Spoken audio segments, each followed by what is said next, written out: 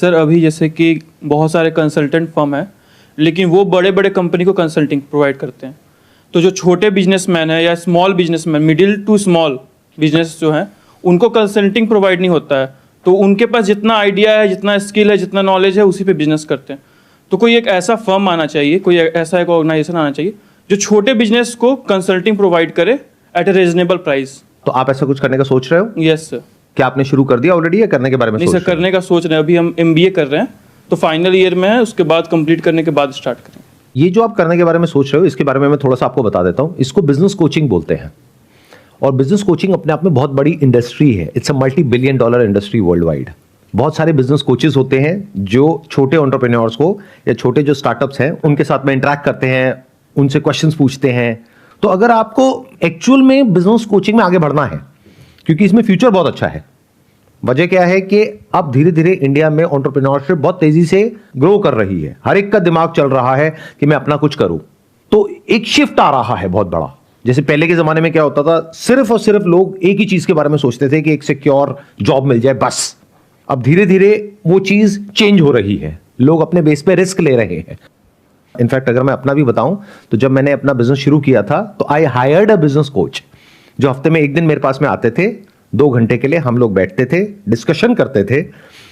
वो ऐसा कुछ बताते नहीं थे मेरे को, लेकिन मेरे से क्वेश्चंस पूछते थे। मैं बोलता था मेरा ये गोल है, ये विजन है, ये प्रॉब्लम्स हैं, ये चैलेंजेस हैं, तो वो काउंटर क्वेश्चनिंग करते थे। तो उसकी वजह से मुझे क्लैरिटी आती थी। जैसे आपने बहुत बार नोट किया होगा कि आपके माइंड में कोई चीज घूम रही होती है, तो आप उसमें फंसे होते हो, बट किसी के साथ में जाके डिस्कस करते हो, एकदम से क्लैरिटी आ जाती है। तो वो इंसान आपको क्लियर नहीं करता है, आपको बात करते करते खुद ही क्लियर हो जाता है। तो बिजनेस कोचिंग के लिए इंटरनेशनली बहुत सारे कोर्सेज हैं, वहां से एक शॉर्ट टर्म का बिजनेस कोचिंग का कोर्स कर सकते हैं। Then you will become a certified business coach. क्योंकि जैसे ही आप किसी भी छोटे बिजनेस को या किसी को भी अप्रोच करेंगे, वो सबसे पहले आपसे ये पूछेंगे कि भाई आपके पास में क्या नॉलेज है, क्या एक्सपीरियंस है, मैं आपसे ही कोचिंग क्यों लूं। और शुरू में चार्जेस आप बहुत ही रीजनेबल रखोगे, may be 5,000 rupees per session, but that is also not bad. क्योंकि अगर हफ्ते का किसी ने एक सेशन लिया और महीने के 4 सेशंस लिए, दैट मीन्स एक क्लाइंट से आपको 20,000 रुपए आया। अगर आपने 5 क्लाइंट भी ढूंढ लिए तो महीने का ₹1,00,000 आना शुरू हो गया, that too on a part time basis. तो it's a very good business to be in. शुरुआत में मुश्किल है, थोड़ा टाइम लगता है। शुरू में आपको छोटे छोटे बिजनेसेस को ढूंढना पड़ेगा, उसका तरह तरह का डेटाबेस आपको मिलेगा, उनको अप्रोच करना होगा। या इसका सबसे अच्छा तरीका है कि ऐसी बहुत सारी ऑर्गेनाइजेशंस हैं जो कि एंटरप्रेन्योर्स के लिए, जो शुरू कर रहे हैं अपने करियर को, उनके लिए कॉन्फ्रेंसेस ऑर्गेनाइज करती है, या उनके ग्रुप्स हैं, ऑनलाइन भी ऑफलाइन भी। तो वहां पर आप मेंबरशिप ले सकते हो। 5-6 हजार रुपए में आपको मेंबरशिप मिल गई।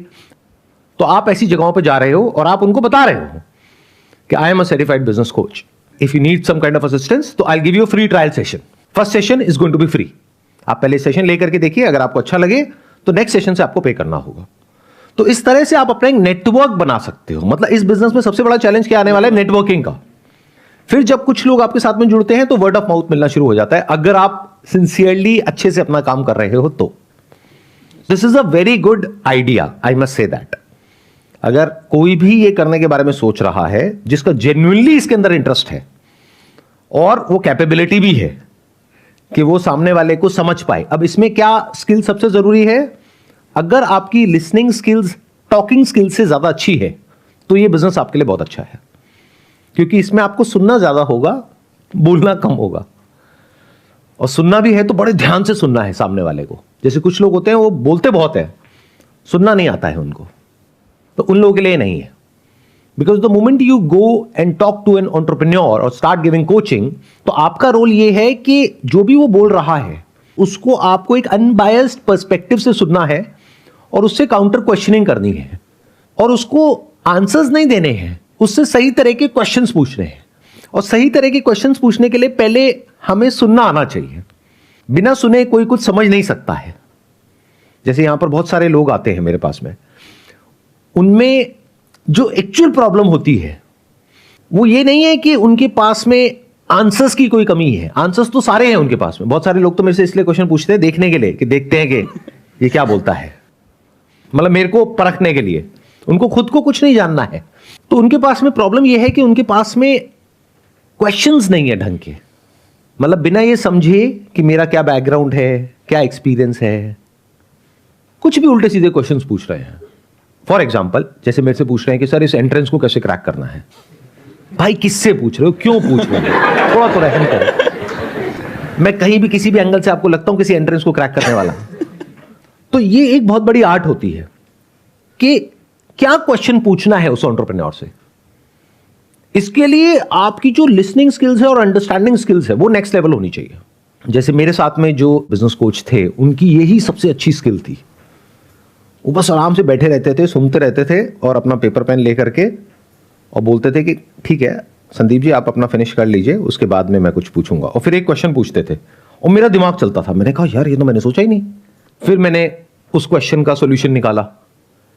फिर उनका एक और क्वेश्चन आ गया कि अच्छा ये हो गया तो आप कह रहे हो ऐसे करके ऐसे हो जाएगा, बट ये भी तो हो सकता है। मैंने कहा हाँ ये भी हो सकता है। बस इतना ही उनका काम होता था। उसकी वजह से मुझे बहुत हेल्प हुई थी इनिशियली, क्योंकि शुरुआत में क्या होता है एक एंटरप्रेन्योर को बहुत कुछ करना पड़ता है एक साथ में, तो दिमाग में बहुत सारी चीजें चल रही होती हैं। तो एक बिजनेस कोच क्या करता है, आ करके इस तरह के क्वेश्चंस पूछ के माइंड में एक ऑर्डर को लेकर के आ जाता है, एक क्लैरिटी को लेकर के आता है। तो इसके लिए आपको साइकोलॉजी की बेसिक नॉलेज होनी चाहिए, इसके लिए आपके पास में कोचिंग का कोई सर्टिफिकेट होना चाहिए, और अगर ये काम आपका चल जाता है तो कितना पैसा कमा सकते हो अपर लिमिट कोई नहीं है। आई नो पीपल पर्सनली जो एक सेशन का 5 से 10 लाख रुपए भी चार्ज कर रहे हैं। तो स्कोप तो है, but depending upon your capability आपको डिसाइड करना है कि ये इंडस्ट्री आपके लिए है या नहीं है। सर इसके साथ अगर कंसल्टिंग के साथ साथ अगर हम लोग जैसे स्मॉल बिजनेसमैन होते हैं तो उनके पास मार्केटिंग आइडिया या फाइनेंस आइडिया या ऑपरेशंस आइडिया, मतलब कुछ भी स्पेशलाइजेशन नहीं होता उनके पास, वो बस बिजनेस कर रहे होते हैं। तो अगर साथ में उनको ये मार्केटिंग स्पेशलाइजेशन प्रोवाइड किया जाए या फिर ऑपरेशंस के लिए हम लोग कुछ प्रोवाइड करें, उनका ऑपरेशंस हम लोग हैंडल करें, तो ये इसमें ग्रोथ है। देखिए एक बात हमेशा याद रखिए, जब भी आप सब कुछ करने की कोशिश करेंगे तो कुछ भी नहीं कर पाएंगे। The moment you go and talk to an entrepreneur, और मान लो आप कहीं किसी कॉन्फ्रेंस में, मीटिंग में या किसी सेमिनार में आप उनको मिले, अगर उनको आपने ये बोला कि मैं बिजनेस कोचिंग भी देता हूं, आपकी मार्केटिंग में भी हेल्प करता हूं, अकाउंटिंग में आपकी टैक्स रिटर्न फाइल करनी है वो भी हम करवा देंगे, ये भी कर देंगे वो भी कर देंगे, वो कहेगा नमस्ते भाई साहब, क्योंकि वो समझ जाएगा कि आप कुछ भी नहीं करने वाले। तो आप बिल्कुल क्लियर तरीके से बोलिए कि आप क्या करते हैं, बाकी का काम अपने आप होगा। वो मैं बता देता हूं कैसे। जब आप किसी के साथ में जुड़ोगे तो सबसे पहला प्रॉब्लम आने वाला है ट्रस्ट का। Yes sir. कि आप पे कोई ट्रस्ट कैसे करेगा। वो बिजनेस आइडिया अपना क्यों बताएगा आपको। नंबर 1 अपना बिजनेस आइडिया क्यों बताएगा। नंबर 2 उसको ये कॉन्फिडेंस भी नहीं है कि आपके अंदर एक्चुअल में कोई कैपेबिलिटी है या नहीं है। नंबर 3 उसको ये भी नहीं पता कि बिजनेस कोचिंग से कोई फायदा होगा या नहीं होगा। तो पहले 2 4 5 सेशंस में तो एक रिलेशन बनेगा, एक दूसरे को आप लोग समझोगे, फिर उसको आपके ऊपर ट्रस्ट होगा, तब वो आपसे डिस्कस करेगा कि मेरे को ये प्रॉब्लम आ रही है।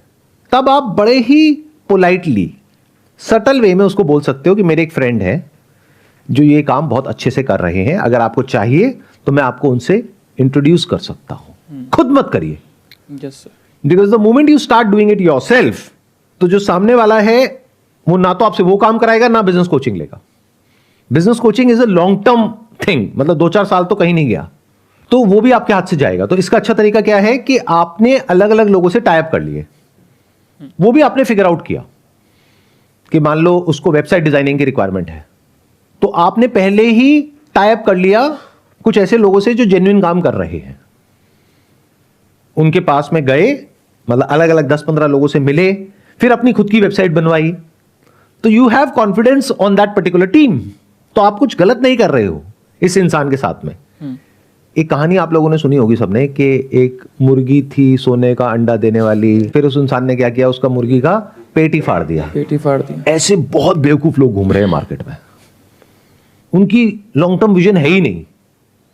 सोचो जो इंसान आपको आने वाले 2-3 साल तक हर हफ्ते का 5,000 रुपए देने वाला है, महीने का 20,000 रुपए देने वाला है, छोटे से अमाउंट के चक्कर में कहीं ऐसा ना हो आपका वो अमाउंट भी चला जाए, आपका वो रिलेशन खराब हो जाए। यानी उस रिलेशनशिप की पहले वैल्यू कैलकुलेट करो, समझ, फिर देखो कि वहां पर किसी को कनेक्ट करने में फायदा है या नहीं करने में फायदा है। जब तक आप 100% कॉन्फिडेंट नहीं हो कि ये इंसान उसके साथ में कुछ गलत नहीं करेगा, भूल के भी कनेक्ट मत कर देना। नहीं तो आपके पास में आएगा कुछ भी नहीं, चला सब कुछ जाएगा। ये मैं आपको एक बहुत ही प्रैक्टिकल बात बता रहा हूं जो सिर्फ वही लोग समझ सकते हैं जो बहुत सालों से बिजनेस कर रहे हैं। जैसे फॉर एग्जाम्पल मेरे साथ में कई तरह के एक्सपीरियंसेस हुए हैं। उसमें क्या हुआ, कुछ लोग ऐसे मिले जिन्होंने बहुत बड़ी बड़ी बातें करी, पैसा ले लिया और काम ही नहीं किया, या जो कमिटमेंट था उसको पूरा नहीं किया। तो इन लोगों को मैं बोलता हूं महामूर्ख, क्योंकि वो हमसे कमा सकते थे बहुत ज्यादा, लेकिन 50-60 हजार रुपए के पीछे गड़बड़ करके अपना ही नुकसान कर बैठे। आप समझ रहे हो मेरी बात? Yes sir. तो जितना भी आप सोच रहे हो कि इस इंसान से आप कमाने वाले हो, उससे बहुत ज्यादा आप कमा सकते हो अगर आपकी नीयत साफ है। तो भूल करके भी किसी को भी इंट्रोड्यूस मत करो, कोई भी ऐसा काम मत पकड़ो जहां पे कोई गड़बड़ हो सकती है। क्योंकि जो आपका क्वेश्चन था वो ये था कि क्या हम साथ साथ में ये भी कर सकते हैं? जवाब है नहीं, क्योंकि आपकी उसमें कोई एक्सपर्टीज नहीं है। आप अभी एमबीए कर रहे हो, विच आई एम श्योर या तो मार्केटिंग में होगा या फाइनेंस में होगा। Marketing and operations. देख लो, माइंड रीडिंग थोड़ी बहुत तो आती है। तो अब इसमें प्रॉब्लम क्या है कि वेब डिजाइनिंग का आपको कोई एक्सपीरियंस नहीं है।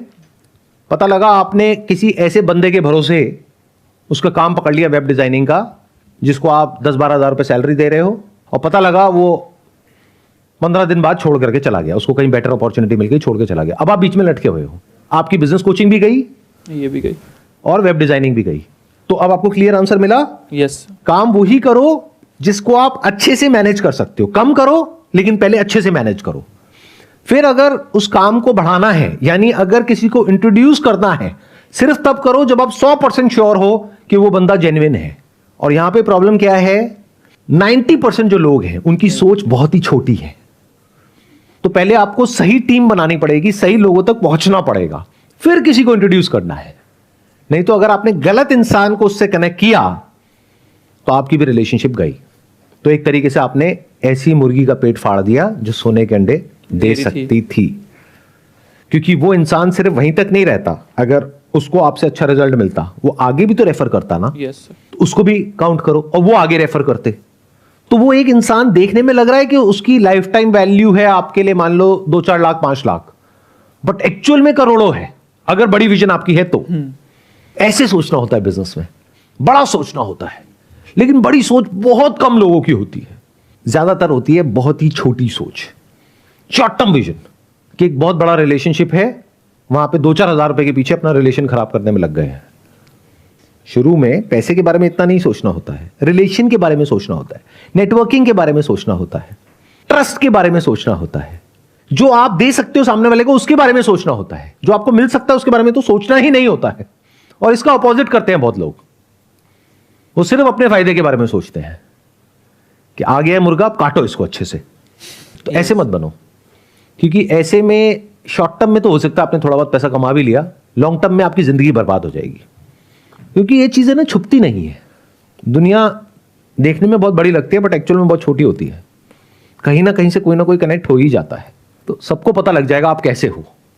क्योंकि एक ही ऑर्गेनाइजेशन है या एक ही नेटवर्किंग इवेंट है जहां से आपको लोग मिलने वाले हैं, तो वहां पर एक के साथ में आपने कुछ गड़बड़ करी सारे के साथ, तो वो बात सब तक फैलने में देर नहीं लगेगी, तो आपका पूरा करियर ही खत्म। एक गलती और करियर खत्म। कुछ क्लैरिटी आई आपको मेरी इन बातों से? क्या क्लियर हुआ एक बार बताइए। सर क्लियर ये हुआ कि सर सबसे पहले एक चीज को पकड़ो, उस पे अपना स्पेशलाइजेशन करो, उस पे काम करो। जब वो अच्छे से हो जाए उसके बाद अगर तुमको डाइवर्सिफिकेशन करना है तब करो, स्टार्टिंग में नहीं करो। और वो भी तब करो जब आपको पूरा कॉन्फिडेंस है कि ये जो मैं डाइवर्सिफाई कर रहा हूं वहां पे मैं वो डिलीवर भी कर सकता हूं जो मैं कमिट कर रहा हूं। अगर थोड़ा सा भी डाउट है तो मत करो। जिंदगी में कभी भी किसी भी इंसान को ऐसा कोई कमिटमेंट मत करो जिसको आप पूरा नहीं कर सकते। यह बिजनेस का पहला और सबसे बड़ा उसूल है जिसको आपको याद रखना है।